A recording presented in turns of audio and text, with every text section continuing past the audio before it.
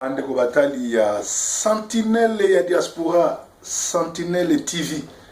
Boza ebele kolanda ba programme na biso ya chaque jour. Et lelo oyo na ye étant que homme ya culture. Nazana ba casquette ebele. Nazali messager de la bonne nouvelle, pasteur ya diaspora. Nazali homme de culture, nazala moko ba grand sapeur na ekiri ya Kinkester mene ya oyo bayambaka BBC na Kinshasa bomo na biso na kombo ya Didier Forme. Nazali producteur na produisa Kinkester mene en Allemagne, Papa Wemba, Tambour Le Valois, Wenge El Paris na travailla na kati ya ba orchestre wana pe lelo o nazo kamba ba église ebila à travers le monde lokola les messagers de la bonne nouvelle, évangélistes de Jésus-Christ, pasteur de la diaspora, église la moisson mondiale. Alors na ye lelo ko si Samuel solo oyo batu batindelinga ba vidéo ebele oyo ya masolo ya Fali Fere na Kofi. Mais avant na kota na dossier wana na relevé tant que homme culturel faut boye ba homme de Dieu azala na ba casquette ebele biso ba sai na nzambe nde oto timba oto wuta na mokili nde to kokata makambo po izala bien. Alors le ba liboso tozala ebele le 28 novembre tobima Congo mobimba libanda parce que za mokolo a marche oyo population mobimba libanda pona koloba enough is enough. Kabila must step down, Kabila must go, Kabila is a criminal. It's your duty to take Kabila out of Congo because he's a criminal. He killed a lot of people in Congo. Kabila is a criminel, oya bomi batu belé, boyebi bien que aza congolais te, boyebi bien ayate pour na bolingo na biso, aya pour na défier biso. Pe ngongane se koki, ça fait 2 ans à sous-présidenté, lokola Mugabe akei, Kabila fois qu'il ne pas affaibli. Yo congolais yo nanga, article 64 zali droit na biso, ils ont armé mon côté et côté mais la peuple. Ils ont armé mon côté ça la face de le peuple. Ils ont rendez-vous mon nene Lumumba l'histoire du peuple congolais doivent être écrit par le peuple congolais. L'histoire du Congo sera écrite par les Congolais. Histoire à Congo, bokan sate que batu Amérique, bokan sate que batu Asie, bokan sate que ba européen batu ba Congo. Histoire à Congo, biso moko ba natif à Congo. Torokoma histoire na biso. Alors rendez-vous à mon nene le 28 novembre biso tout libanda ko benga na Kabila le mieux le toto ko salango le mieux ko zala pona mboka na so Congo. Alors lisusu bouti ko mona na monde entier ezali une ébullition ndenge bazoteka ba noir na Libye. Alors likambo oyo barabu babandango kala sera ba tipo ko zwa ba batu mwindu ko teka bango. Tout simplement expliquer bino que ezali preuve de ça que biso ba noir ba bantu tozali bongo ba vrai juif parce que malédiction o ezali na Deutéronome 28 bandana 1 na 68 yango oyo biso tozomona ngo lelo donc toza ba vrai juif baza na Israël baza ba fake baza ba faux juif mikolo ekoki toko jara bango pe toko benga na bango na Israël parce que moto mwindo ndi aza vrai juif. Alors tozongeli na dossier lelo monde eyindi na landi biloko tout botindelinga boyisinga pasteur yo osukisa Kofi na kin na masolo ya sindi omema ba jaguar banini tala makambo muto ya bandi. Alors le na ekolanda masolo en tout cas na ye lelo ko confirmer que Ferregola asukisi buzoba nyonso to Kofi pe abomi carrière à Kofi. Boko kamwa que un pasteur akoti makambo mais nazo kotango étant que pasteur pe étant que mutu ya culture parce que Kofi Olomide asali ba dégâts ebele buzoba ebele aloki abomi bato ebele dernier mutu utai ko boma ezali bongo zobozi mais bobeti ba masolo faire ele abeti masolo abosani ke Kofi ayiba manete pa Dio Salemba abosani ke Kofi abomisa Hermine na ba fille mususu na Belgique masolo ya 190 ya mbonga bawara. Kofi carrière na ye ezali basé sur ba bevi muyibi viol escroquerie nyonso tout. Kofi afinga bato nyonso tout bakanga même si bangona nyoka longo bakenda makala likolo makam oyo. Alors mutu oyo atonga carrière na ye na matongi na kofinga basui ki sakepeka bongo. Lelo oyo Ferré premier soin kaka sali epesi bango biloba loba epesi bango palpite epesi bango pitokale parce que en tout cas pilipili ya mike swaka. Alors nangonga oyo nazoke ne confirmer bino ke soki bozo beta mama solo bandaku ezali soni pe mawa komona nangonga oyo Congo eza occupé bazo boma bazo violé Koffi Olomide na munene azanango na plus de 40 ans de carrière azanango ya faux voix oyo Koffi ayebi koyemba te o Koffi a profita na sima po Kester mutayebisa koyemba ayebisa koyemba yoza faux musicien faux voix faux sapeur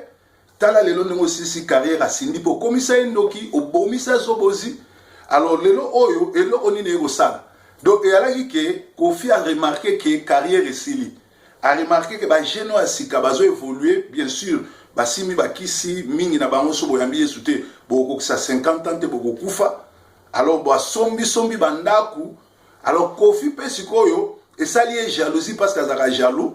amoni ndenge ni ta ko démontrer que yé pas bonga na mbongo soki ya kisi bino mo boyebi ba relation ni azaka na mama na ye na ba sœur ni na batuna na bana na ye kisi o ya zo ngwana. Alors Koffi asalaki nyonso tout sikoyo a banda kotumbola Ferré a diminuer Ferré ndenge banda kala kiamangana aboma na lwambo aboma trio majesi kiamangana apanza viva la muzika a créé langa stars pe ko créer Victoria Lesson ndenge moko musique ya Congo ya la rande mwana lwambo azopanza oyo tabule azopanza oyo Koffi pe alinga sa ndengwa. Alors pona ko bebisa musique to monter à Ferré akomaki ko recruter ba musicien Ferré pe ko tinda bato ba ke no filmer voiture à Ferré, c'est-à-dire Koffi muto bandaki so botali bien Ferré alo baraté. Alors réaction ya Ferré et yesu ko boma masolo ko boma parce que Koffi Olomide papa omba yokela o mawa ozaki na voite okokai koyemba te atindi yo place à Kester alakisi yo koyemba elelo oyo so bozo la sabandako mutu asomba bandako ya liboso l'air Kester azosomba bandako pe asona bino bozo la na ba berso na bandako mama na bino. Alors lelo oyo zo kamusanga na niveau ya Koffi ndengo za na okomi koko suki ndenge bazo bakeba bande fois pembe il faut so okomi koko okomi mutu ya ko encadrer bana ya ko libérer bana ya ko aider bana mais yo na kikoko na yo lelo to ko mona ke kozanga na yo voyou oza zoba oza mayelete parce que koki ko se rabaisser te na niveau o bimisa bandako na yo o lakisa biso mais na bandako wana nyoso tu yo bimisi otongi école te otongi hôpital te et ozo se comparer na niveau ya ba Ferré donc ngonga oyo Ferré abeti yo na niveau moko ya osakana te pe na kosenga na ba congolais nyoso na bana wenge nyoso bango nyoso tuna ba leader a wenge ba supporter Ferré pour Ferré muto akotilisa ba supporter Ferré asila na Koffi parce que Koffi aluka problème na JB aluka problème na Wera aluka problème na Papa Wemba aluka problème na batu nyoso na ba Redi. Alors tu ka Ferré asilisa ye parce que Ferré asali o babengaka c'est-à-dire droit de réponse parce que botumboli alobakate aniki ka moko et pesino biloba loba. Alors nangonga o Koffi azali la seule personne o aleka na TV akumisi basi ya Rwanda abi basi ya Rwanda baleki biso. Alors je ne vois pas pourquoi muto aza ennemi à Congo et puis aza pe congolais te bino boke supporter Ferré c'est un congolais moi na Congo moi na kin bana Congo nyonso tout na bana wenge nyonso tout bozala sima Ferré asila na Koffi parce que Koffi aza suna musique te ana nzembo te abebisi carrière à Koffi ya nani ya Sindi apesi ba garçon ebele kindoki aboma bazobozi tika carrière na esila pona fali na Ferré boza ba jeune na yebiete e kosimba te parce que bozo wele la leadership bo sala ngona ndenge moko ya loyauté bo tika kofinga ba mère batu bo tika kofinga ba vie privée bo lakisa ke boza ba danser na musique na kolata na nyoso bola kisabiso bandako te bola kisabiso ba œuvre parce que ba Michael Jackson ba grand acteur ya monde ba grand musicien ba Johnny Hallyday ba tikala ko sala makambo bino bo sala te ko lakisa bandako oyo bozu na mbongo akisi mutu ya zamani King Kester ezana musicien mota tonga ndako lokola ye bomoni yango Maison Blanche bomoni ndenge tikali wana azati atikala kolala take nango donc ake c'est-à-dire ezana ngonga mususu tokokufa bakomema biso na bandako na biso te nayebi ke Kofi akomi pembe na kokufa bakisi na azwaki ese suki ekomi na suka tango kokufa bakokundwa ata na ndako wana moko te eza soni na niveau na yo olakisa bakar olakisa bandaku olakisa otindaka bato bafinga bana mike et pourtant yo moko o carrière no mobima musana yo kofinga koyiba pe koboma bato donc biliaki yo bikoki pilipili ya moke eswaka na ndimi sikoke mwana moke abetaka pe mbonda mikolo pe babina c'est-à-dire esui bango epesi bango palpite faire egola ozali sikoyo na appui na biso na ba pasteur ya ba congolais parce que ozo swana na un étranger oyo akumisaka ba rwandais oyo aza ennemi ya Congo biso toza pour yo éduquer zongse na nzela bimisa sikoyo soin de bimisa deuxième partie na ye et puis faire alobi bien bo swana bo kende na parquete bo bunda pete bo suka kaka na ba argument sikoyo yo obimisi na ba domestique na banganga na bambua et suivi no poske vérité et soit rare donc akramoje mutu felo ngonga ngoyo wankovia osala ba ventire belé oloki ba nebele ngonga ngoyo oyeba ko kende po musique nesili pe carrière nesili pe liwa na yo eza kala mingi te parce que yo kanisa isoko bomisi papa Wemba okotika na succès rera munene osala ki amwana lokola papa Wemba kufa Kester akufa ozali susu na concurrente yo normalement falo tikala encadrer lokola coach ya génération oyo parce que na ngonga oyo deux générations ezala wera na jibe tana bango seleki ba leader ya génération siko ezali faire na fali mais bino no surtout faire na fali boyamba Yesu soki fali ya solo ozaka pede tika biloko wana faire noa pesa la bienté lokolo ndimi ke obayarango doser eza malamu te boyamba Yesu ba yebisi biso so sala ba sacrifice tant que diacre ya Bouddha ngai na proposer yo vient na yo Didier Forme mbalebele tozako kutana pa horizon masambo yebi le ozaki na wenge na pesa ba conseil yebi petit nanga yamba Yesu parce que après la vie il y a la vie il y a l'éternité il y a l'enfer et il y a le paradis ceux qui ont continué au ça sacrifice au continuer ko bomaka batu ndenge Kofi vi na ese suki a okenali felo parce que vi na mobima ina fait que du mal abomisa kapinga na Hermine aiba aza honoreté parce que c'est un voleur même na Brazzaville akenda aiba vi na mobimba musani kuiba abeta mwana tabule afinga lwambo afinga josa afinga batu nyonso tu tango bino bozo finga ba mama baninga ese ba le kapé na TV ba no finga ba mama na bino biso to kola bongote soki bozana ba débat na bino bozana querelle na bino bo suka bino na bino bo épargner ba mama batu vraiment ezaki Didier Forme alata kala ya kala boyebanga na Bundes lelo naza bongo na Angleterre na Manchester pe Londres et na pesi conseil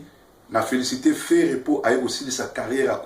Kofi appartient au passé Ferre a récupéré flambeau pourquoi Kofi a s'acharné na Ferre pour que Ferre aille na moto à makasi aza grand chanteur grand moyembi aza na talent oya aza na moté yango azo critiquer vraiment totika malamu bana Congo tous à la biso so ini to bouté buzo ba Kofi libanda turo wera jibe bino to boza la sima petit na bino parce que za clan wenge eza Congo contre ennemi ya Congo po Kofi akumisa Rwanda akupa seka au Congo aza congolais te na ngongo azo tumboli congolais na sengi na ba congolais monde entier na bana nyonso tu ya bandal bana nyonso tu ya wenge boza la sima fere asile la bino Kofi oyo 40 ans sali musani ko finga musani ko chola musani ko boma pe ko yiba biliaki bikoki na qualité na nga musani na nzambe